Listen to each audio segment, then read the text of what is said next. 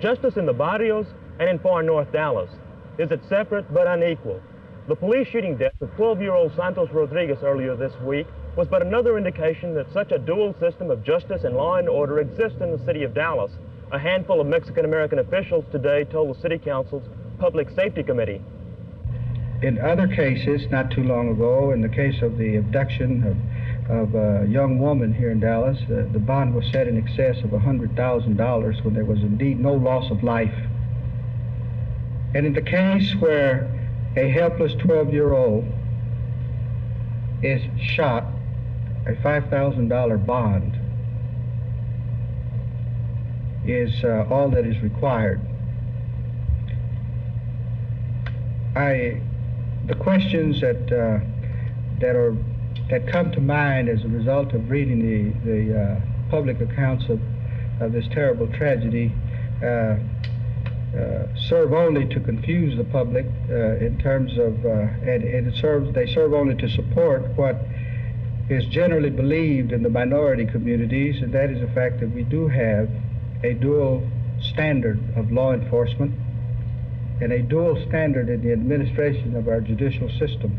How many incidents have we had in the city of people that have given confessions that have led the police to the scene of the crime and to evidence that is later used in trial in violation of their constitutional rights? And when that person then voices his objection to the introduction of that evidence, it falls on deaf ears, simply because the police can do no wrong. There's probably more Officer Canes in the force, and I think this has to be a tremendous concern of the community at this point. One bit of information that has developed since my original statement about what we had done includes the fact that we are, with the district attorney at this time, members of my staff, presenting the evidence and the affidavits and all of the paperwork that's necessary to get this case before the grand jury. We are in hopes that we'll be able to present the case to the grand jury either today or tomorrow at the very latest.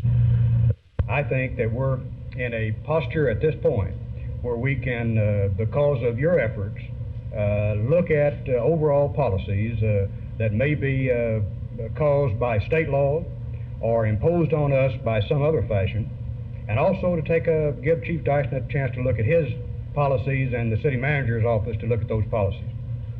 I would like to express my thanks to Reverend Sanchez and his committee, and to tell the committee that this council is sensitive to this matter and to any matter like this. And I don't think I, for one, will stop looking into all of this, and we will make sure, or hopefully make sure, that it won't happen again. And it's a shame that a young citizen had to be sacrificed to force this effort, but the community has been unified by it, and all of us on the council have been receiving many calls from all areas of the city.